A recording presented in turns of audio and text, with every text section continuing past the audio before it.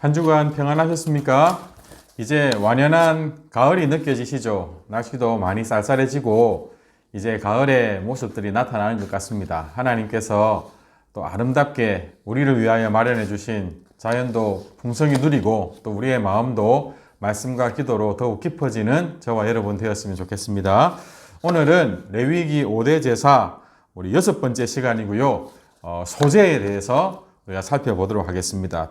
특별히 오늘은 소제 첫 번째로 소제의 의미와 그 규례에 대한 내용들을 성경을 중심으로 살펴보려고 합니다. 소제라고 하는 명칭의 뜻은 무엇일까요? 소제라고 하는 그 이름은 히브리어로 민하라고 하는 단어입니다. 이 민하라고 하는 단어는 선물을 뜻합니다.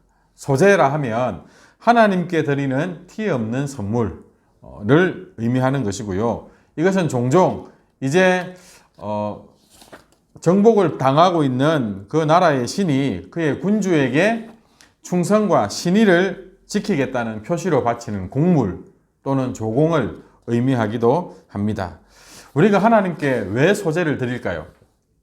번제는 앞서서 우리 번제는 우리의 죄를 용서받기 위하여 하나님 앞에 드리는 제사였죠. 그러면 소제는 무엇 때문에 드리는 제사일까요?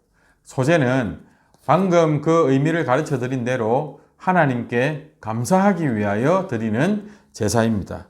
그래서 소제의 신앙적 의미를 우리가 그 단어의 의미를 중심으로 살펴보면 다음과 같이 정리할 수 있습니다. 첫 번째, 하나님의 백성이 주인 되시는 왕, 그 하나님께 헌신과 충성을 다짐하며 드리는 정성을 다한 선물이라는 의미입니다.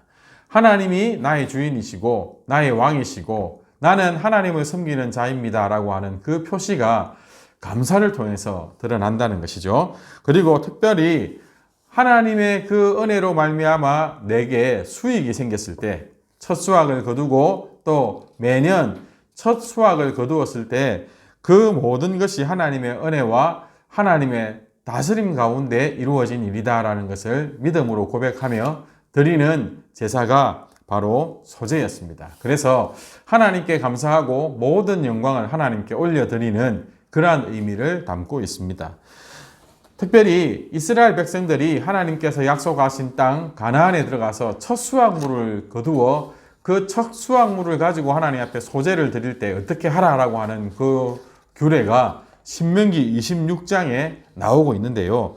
그 신명기 26장 2절을 보시면 26장 전체를 읽어보시면 좋은데 특별히 2절에 보시면 하나님께서는 그 첫 이삭을 하나님 앞에 제물로 바치기 전에 이것을 하라고 명령하신 것이 있습니다.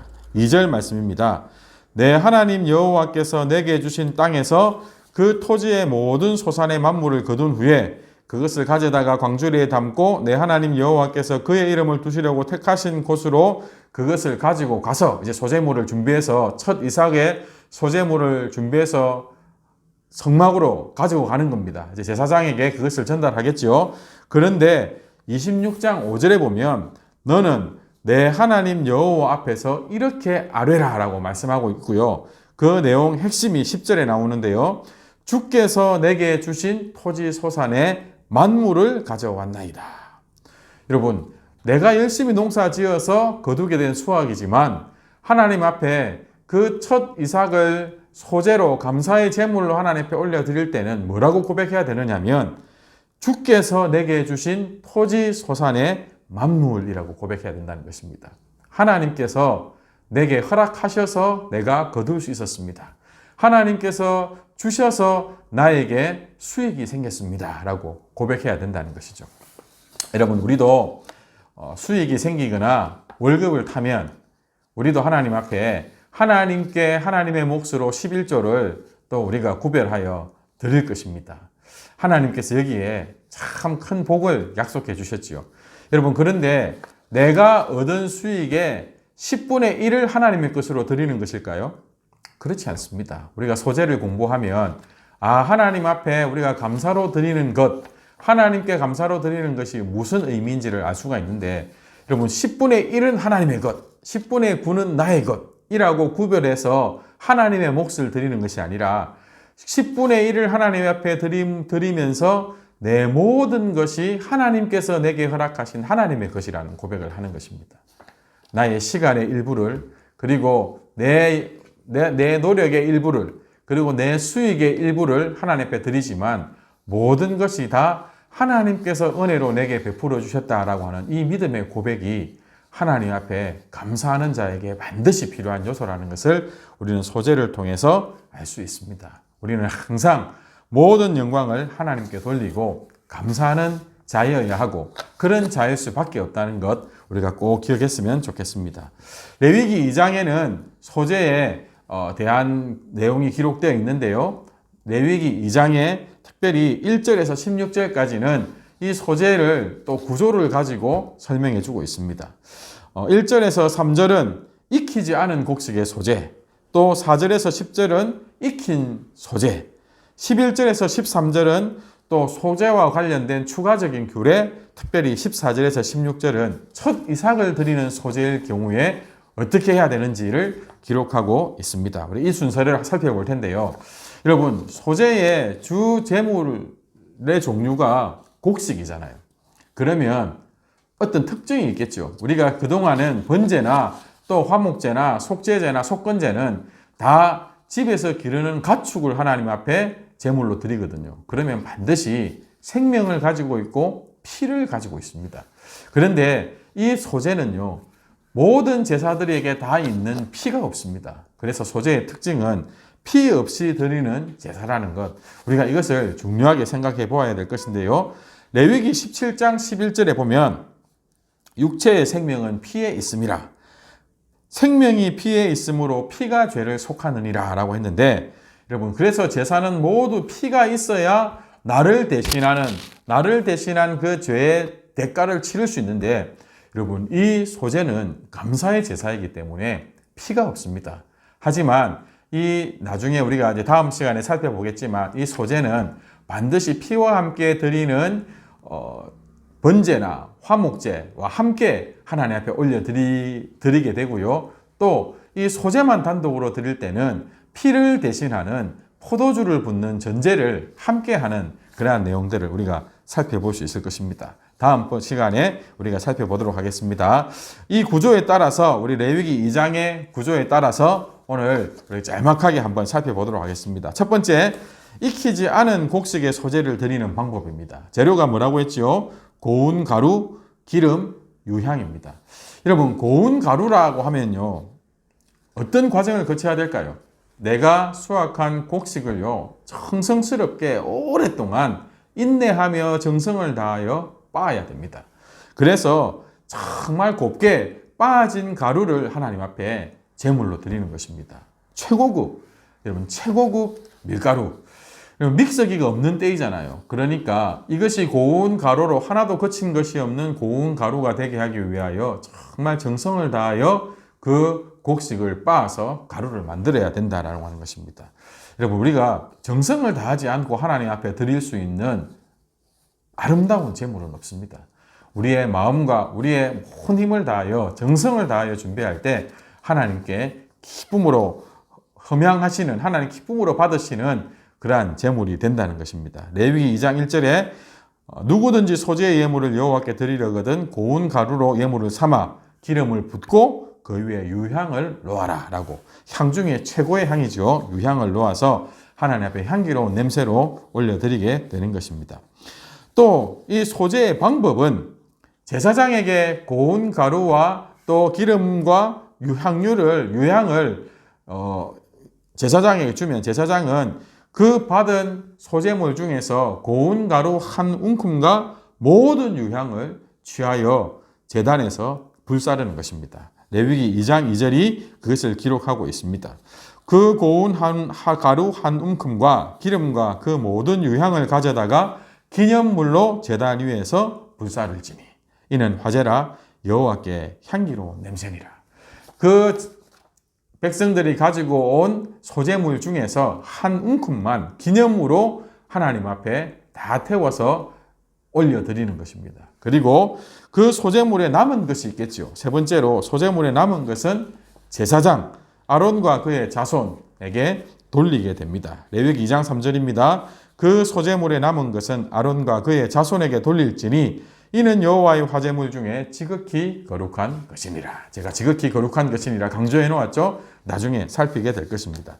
그렇다면 익히지 않은 곡식은 곱게 빻아서 기름과 유향과 함께 제사장이 태워서 하나님께 올려드리는데 익힌 곡식을 드리고 싶을 때는 어떻게 될까요?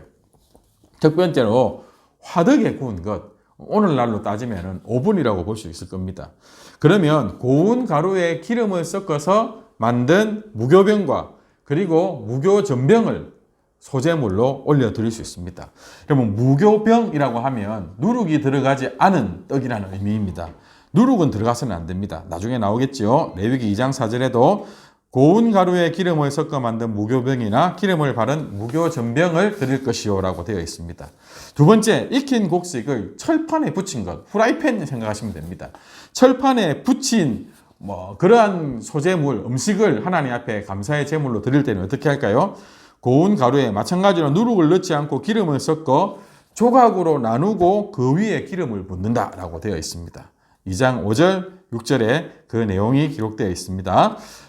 또 냄비에 것을 올려드릴 때는 삶은 것을 의미할 것입니다. 냄비에 삶은 것을 할 때는 고운 가루에 기름을 섞어서 만들고 그것을 제물로 올려드릴 수 있다라고 하는 것입니다. 방법은 마찬가지입니다. 그래서 이것이 무교전병이 되었던 지짐이 되었던 삶은 것이 되었던 그 백성이 가지고 온 것 중에 일부를 한 조각이나 한 덩이를 취하여 제단 위에서 유향과 함께 불사르는 것입니다. 기념할 것을 가져다가 제단 위에서 불사를 지니라고 되어 있습니다. 마찬가지로 소재물에 남은 것은 어떻게 할까요? 제사장에게 돌려서 아론과 그의 자손들이 그것을 회막들에서 먹게 됩니다. 레위기 2장 10절입니다. 소재물에 남은 것은 아론과 그의 아들들에게 돌릴지니 지극히 거룩한 것이니라. 첫 이삭의 소재를 드리는 법에 대한 내용이 14절에서 16절에 기록되어 있습니다. 첫 이삭을 소재로 드릴 때는 어떻게 할까요? 첫 수확을 거두고 하나님 앞에 감사의 제물을 드릴 때는 첫 이삭을 잘라서 그것을 볶아서 찍은 것으로 드리도록 했습니다. 2장 14절에 첫 이삭을 볶아 찌은 것으로 내 소재를 삼되, 두 번째는요, 그 소재물 위에 기름을 붓고 유향을 더한다. 그렇게 2장 15절에 기록되어 있습니다. 세 번째, 제사장은 그것을 소재물을 기름과 모든 유향과 함께 기념물로 불사른다.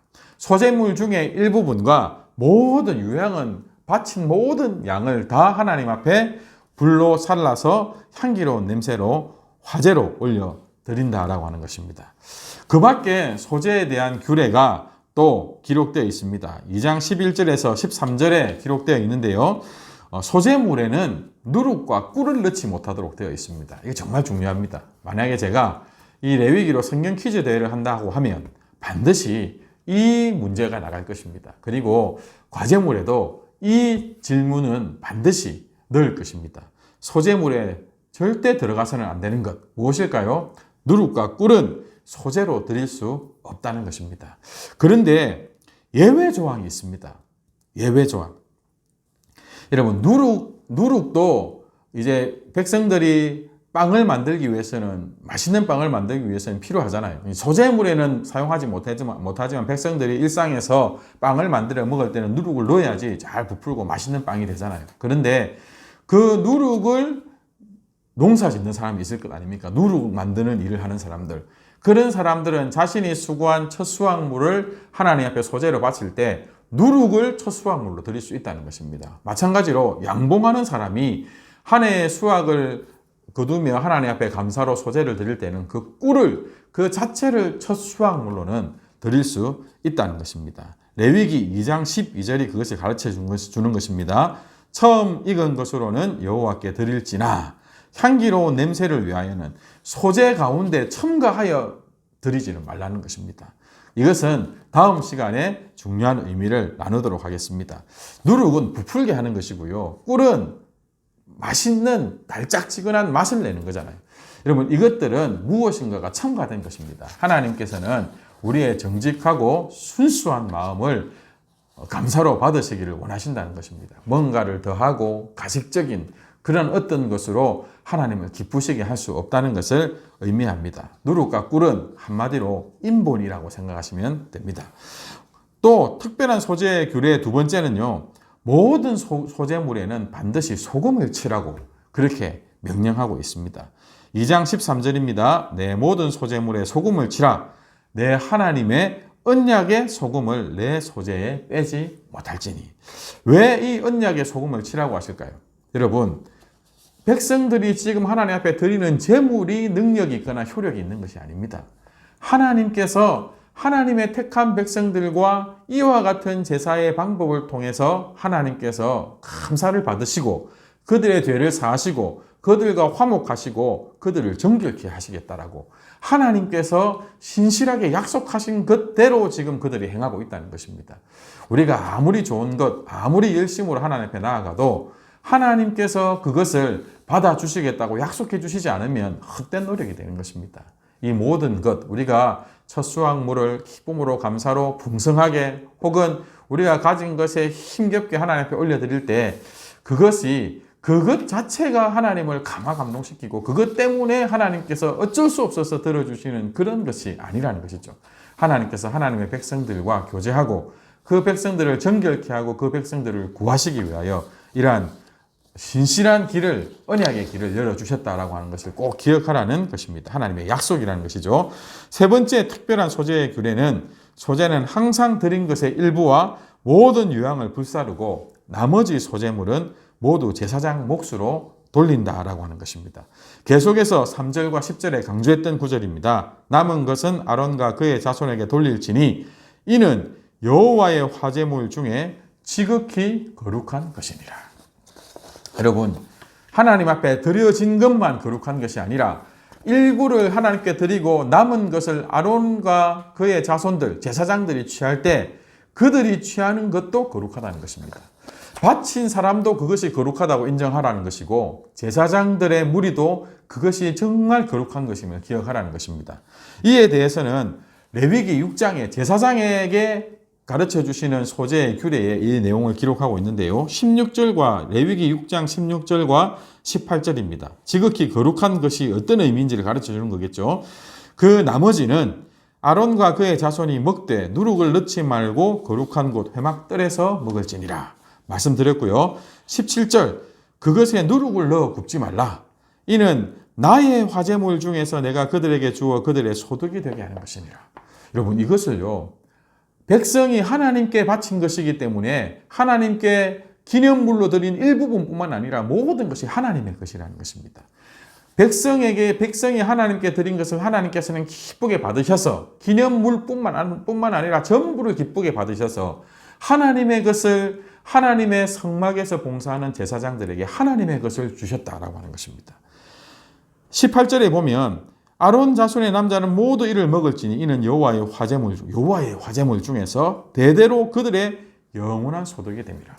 여러분, 하나님의 백성, 특별히 주의 전에서 하나님을 나라를 섬기고 복음을 위하여 섬기고 주의 교회를 섬기기 위한 저와 같은 교회의 일꾼들은 하나님께서 주시는 것을 가지고 소유를 삼아 살아가게 됩니다. 다른 것에서 수익을 창출하거나 다른 것을 의지하여 살아가는 것이 아니라 하나님께서 교회를 통하여 성도들의 삶 가운데 감사의 제물로 주신 것들을 통하여 살아가도록 하나님께서 그렇게 주셨다라고 하는 것입니다. 그런데 하나님께 드리고 하나님께서 받은 것으로 하나님께서 주시는 것입니다. 우리는 다 하나님께 드려야 되는 것이고 또 저와 같은 주의 종들은 하나님께서 주시는 것을 받아서 거룩한 것으로 살아가는 것입니다. 때때로 교회에서 교육자들의 사례를 줄 때 아주 높은 권위를 가지고 마치 교회에 가진 것으로 교회가 월급을 주듯이 그렇게 주는 그러한 사례들도 있다고 합니다. 바람직하지 않습니다. 또 그 사례를 받아서 살아가는 교육자들이 교회의 눈치를 보고 또 교회에 힘 있는 분들의 눈치를 보는 것, 그것도 지극히 거룩한 것이니라라고 가르쳐 주시는 하나님의 교회 원리에 맞지 않다는 것입니다. 우리는 소재를 통해서 교회의 질서와 또 하나님의 택한 백성들이 어떤 삶을 살아가야 되는지 우리가 살펴볼 수 있는 것입니다. 하나님께 드리는 것이고 하나님께 받는 것입니다. 그 어떤 곳에서도 백성들이나 그리고 제사장들이 영향력을 행사할 수 없습니다. 여호와의 화제물 중에서 거룩한 것으로 주셨음을 기억하고 하나님의 거룩한 것으로 말미암아 감사해야 되는 것입니다. 오늘 6강을 여기서 정리하려고 합니다. 한 번 더 소재의 중요한 특징에 대해서 다음 시간에 살펴보려고 하고요. 그리고 소재를 통하여 우리의 예배의 모습들을 한번 돌아보려고 합니다. 오늘 정리 3가지입니다. 첫 번째, 소재는 제사 중 유일하게 피 없이 드리는 제사라는 것입니다. 그래서요, 속죄의 목적이 아니라 감사의 목적입니다. 그런데 여기서 제가 한 가지 여러분들에게 말씀드리고 싶은 것이 있습니다. 하나님께 우리가 왜 죄사함을 받아야 될까요? 심판의 두려움을 떨쳐버리기 위해서 맞습니다. 하지만 번제 다음에 소제를 가르치고 있다는 것은 하나님께 우리가 진짜 감사하기 위해서는 우리의 죄의 문제가 해결돼야 된다는 것입니다. 바꾸어 말하면 우리는 하나님 앞에 진짜 감사하고 하나님께 찬송하기 위하여 죄 용서함을 받아야 된다는 것입니다. 우리의 삶의 목적이 하나님을 찬송하고 감사하며 영광 돌려드리는 것이기 때문입니다. 두 번째, 하나님은 우리의 정직하고 깨끗한 감사를 기뻐하십니다. 누룩과 꿀은 넣지 말라고 말씀하셨습니다. 하지만 언약의 소금, 하나님의 신실한 약속은 반드시 의지하라고 말씀하셨습니다. 세 번째, 하나님께 드린 모든 것은 지극히 거룩한 하나님의 것입니다. 모든 주권은 하나님께서 가지고 계십니다. 우리는 모두 그냥 하나님께 순종하고 하나님의 것으로 기뻐하고 하나님께만 영광 돌려드리면 됩니다. 다음 7강 안내입니다. 7강은 앞에 예고해드린 대로 소재 2번째 시간으로 소재의 특징을 통하여 배우는 예배에 대해서 살펴보도록 하겠습니다. 레위기 2장과 6장의 소재 부분을 한번 읽어주시면 도움이 되리라 생각합니다. 한 주간도 평안하시고 또 하나님 앞에 드리는 예배가 풍성해지는 은혜의 때가 가을이 되었으면 좋겠습니다. 감사합니다.